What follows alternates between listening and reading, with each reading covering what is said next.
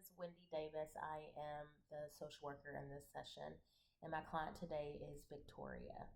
Good morning, Victoria. Thank you for coming to see me again. How are you doing today? I'm good. How are you? I'm doing really well. How have things been going since the last time we had our session? Well, it all went pretty good until this past weekend. I was driving and I had a panic attack. I was headed to my mom's house and there was fog everywhere, and I just couldn't handle not being able to see. So my heart started racing and I just couldn't breathe. So I had to pull over, and it's an experience for sure. So, when you pulled over, what was going through your mind? I already had anxiety about going seeing the family, and then not being able to see my way there. I couldn't think straight.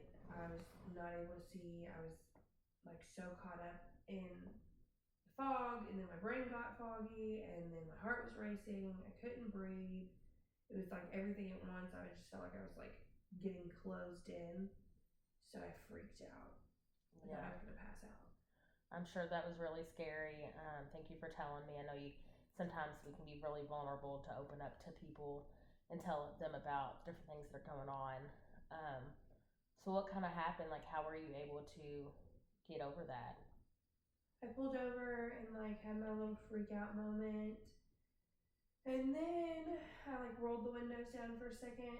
That helped a little bit to just feel air because I was getting hot too.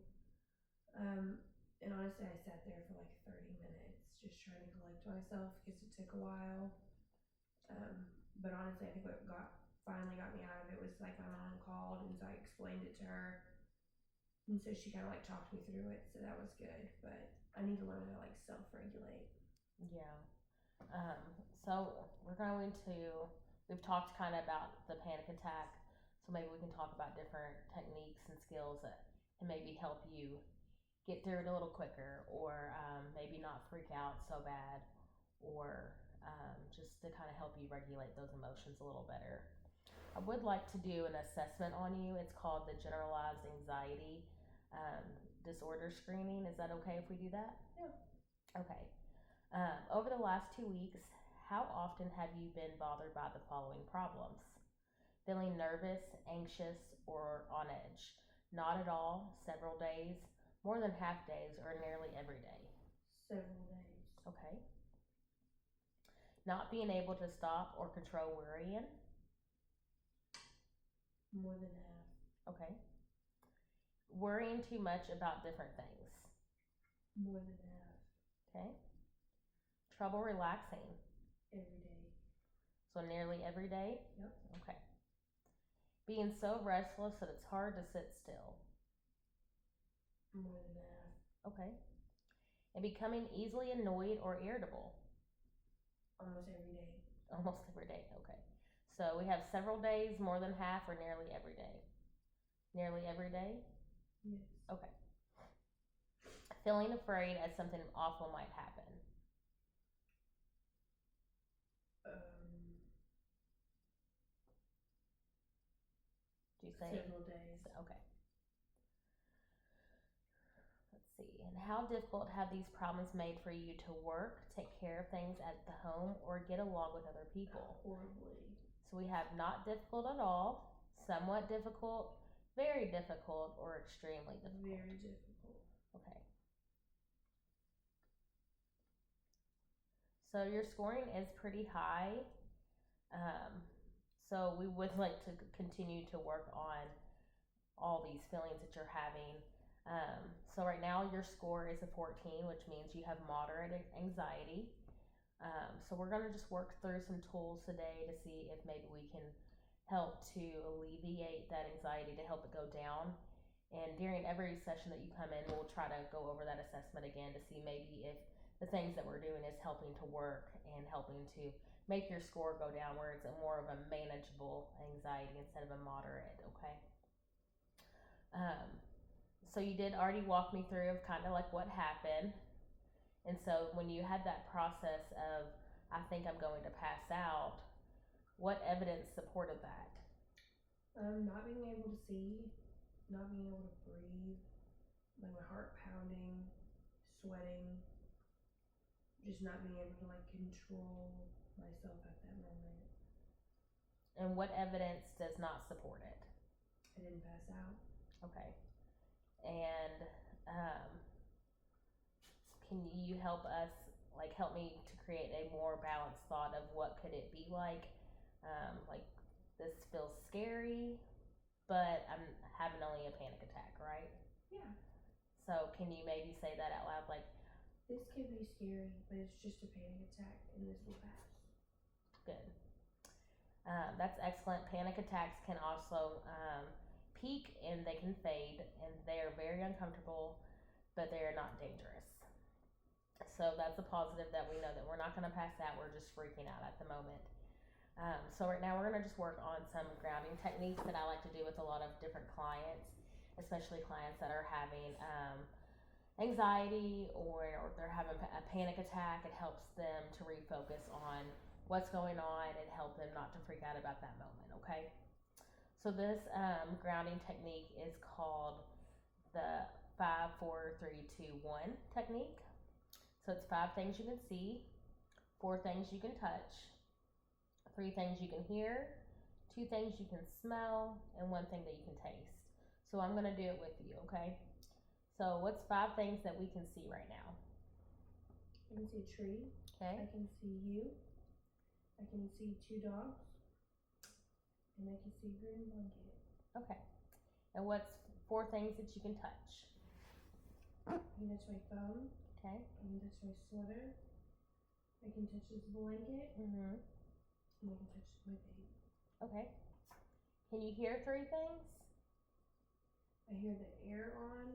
I hear the dog sniffling. I hear you talking. Okay. 2 things that you can smell. I can smell air. Okay. And snot. Okay. And what's 1 thing that you can taste? I can taste my vape. Okay.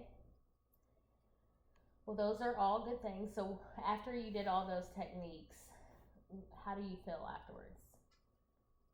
Good. Good? Is it calming to go through all those steps? Yeah. Do you think whenever you're having a panic attack or an anxious moment that if you kind of like sat by yourself and was like going through those things in your head, do you think it would help calm you down? Yeah, I'm definitely willing to try it. Okay. There's also different ones that we can also try. The breathing in and then exhaling. So let's try it together. A good deep breath. And then blow it out. Also with some people we do the candles. So I'll put my hand up and they'll do those deep breaths. And then as they're blowing out, we blow out the candles. So that's another one that a lot of clients seem to do well with. It kind of just helps you refocus on like, I'm okay, I'm in a safe place. Is there anything else that you'd like to talk about in session today? No. No? I don't think so. No? Okay, well that's good.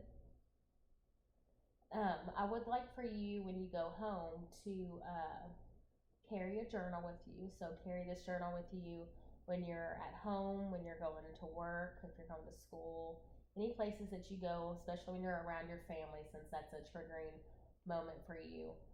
Anytime that you feel anxious or have an anxiety moment, I just want you to write it down on that journal, okay? Okay. I want you to write down any feelings that you feel, if your chest is tight, if you have shortness of air, anything of that, I want you to write it down. Also, just want you to write down any feelings you have afterwards, how long they lasted.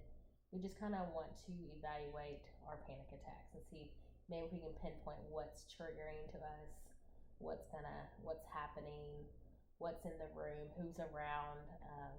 Maybe we can figure out why you're having them, maybe pinpoint what happens during those moments. Is that something that you think that you could do?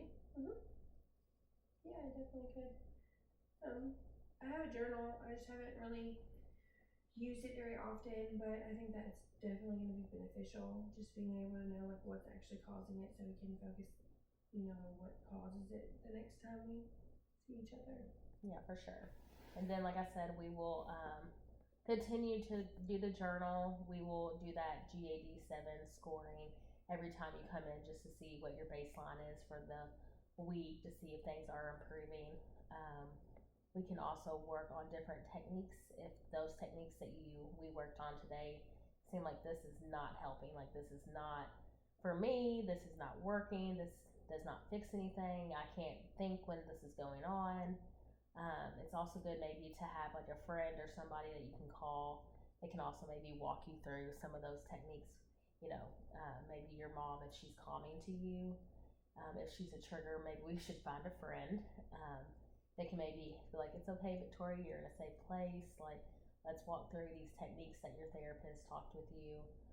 Do you have somebody in mind that could do that with you? Yeah, I have a roommate that she's pretty good about that. Okay, well, that's good. So it's good to have a friend that understands and can help you walk through those techniques as well. So, and if anything happens or arises that you feel like you just need to get back in and talk through things again, I'm always available. You have my card. You can give me a call, and we will see if we can walk through what's going on.